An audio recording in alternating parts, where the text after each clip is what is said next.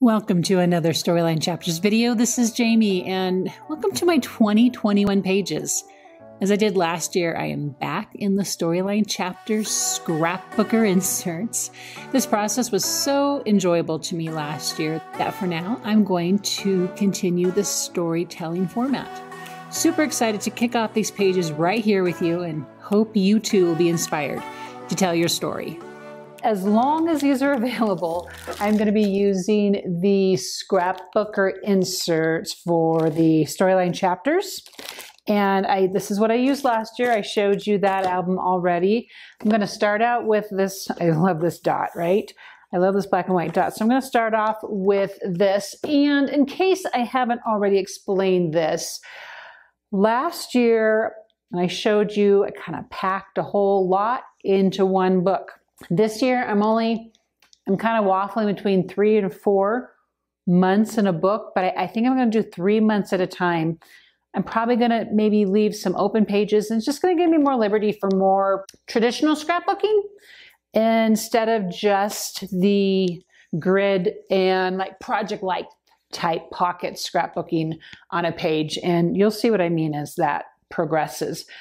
Something I get a lot of questions about, and so I want to just bring this to your attention and show this to you. So this is a matte photo paper. Been using matte photo paper for years.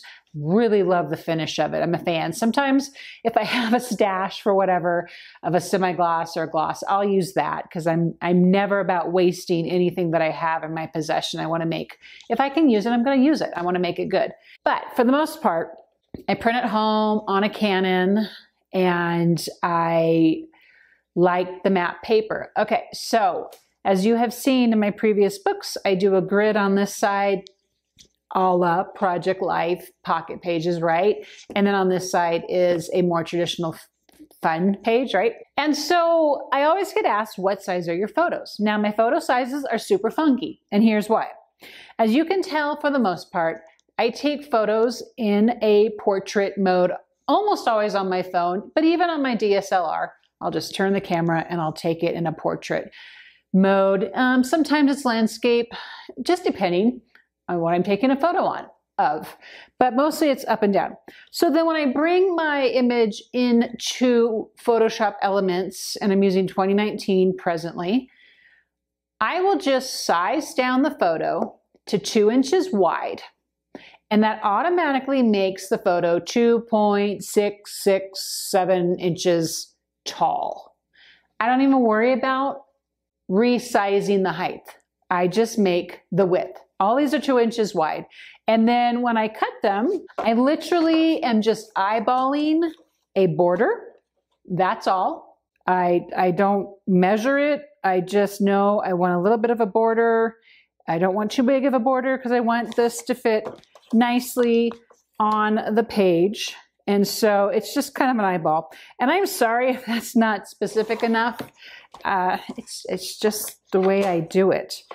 What you'll also notice on this 8 by 10, actually I believe it's 8.5 by 11 piece of paper, is so I have 6 gridded photos already, but I'm going to cut those up. And these are the photos that are going to be for this side of the page.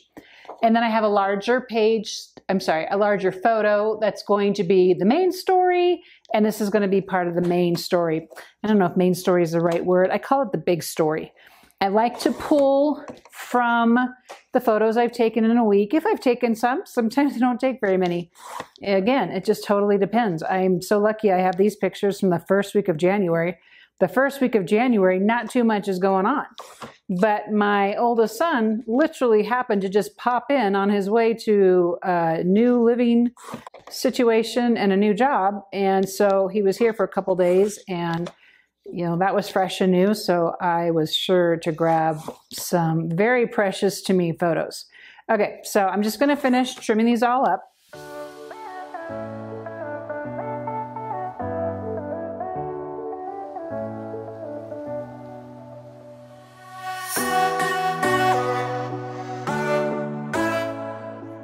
These are all cut up now, a little bit wider than 2 inches, right? Because the photo themselves are actually 2 inches. And if I feel like a border is just a little too big, I'll just come in and trim it out a tad. just like that. These photos right here, I'm going to set aside. This is for another day. So here's the deal. Did you guys realize after 2020 was the year that it was? Did you realize there were actually 53 years? Ha! It felt like 53 years.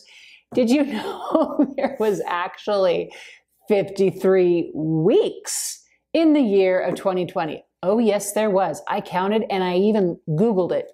And yes, there were 53. So that makes the 1st and the 2nd of January part of week 53. So I'm going to do a separate layout for that. I'm not going to worry about that right now. I'll come back to that some other time. And feel free to do this. And actually, let me give you another little tip here. Okay, so here is one of my tips for planning my pages. Sometimes I do end up skipping around. So this is what I'll do so that I don't mess up too much. And again, it's super fine to skip around and leave space for additional photos. Feel free to do that. Feel free to make this book absolutely whatever it is you want it to be. But I come in here with strips of Post-it notes and I give it the week and the days. I start my days on Sunday. It's just how I've always worked a calendar. So my scrapbook story albums reflect the same. So this is week 2, January 10 through 16. And next page is going to be week 3, if I so choose for this to be. But in the meantime, at least I have these pages all mapped out and ready to go. I do this quite a bit as my 2020 is not quite filled up yet. Those pages all have Post-it notes so that I know what week, what dates go where. Okay, so that's just my little cheat sheet there. That's a free tip. I'm not going to charge you for that one. Okay, so then what happens here? I grab my adhesive, and for these storyline chapter inserts, I use a rolling adhesive. For the most part, I try to make this sequential to when things actually happened. And so that's what I've done here. I've just kind of gone in order of my week. All I'm going to do right now then, now that I know for sure this is how these days are going to play out, I'm just going to go ahead and line them up. So I'm going to do that here real quick.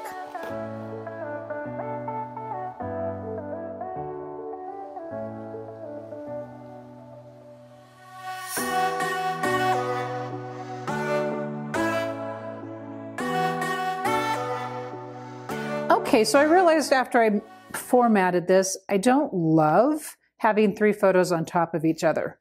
It's just a personal thing. Now, right after I have laid these photos down, I have a bit of time with this adhesive to pull them up without it pulling up the paper underneath it. So we're going to work quickly here and fix it. But remember, all right, I changed that up a little bit from how you saw me format it there when I sped it up. But I'm pretty happy with that and with that layout. So basically, where do we go from here? I decided upon a color scheme, and I'm so ensconced in the storyline right now that I'm going to continue with the storyline. And I'm probably going to use maybe like one of these papers here. There's a lot of this sort of blushy kind of vibe going on. So that's probably going to be part of this. I realize I kind of, this is not like artistic science here, if there is such a thing. Is there such thing as artistic science? I don't know. Because I realize I have this blue in here and not really a lot of blue. I have a little bit of gray going on here, some gray here. I'm embracing it. I have to very much just embrace, okay, there's blue. Yeah, kind of, if it wasn't blue, you could see a little more cohesiveness. I could put some vellum over that if I wanted to. I might still. But I just want you guys to know that it's not always about this whole entire aesthetic thing.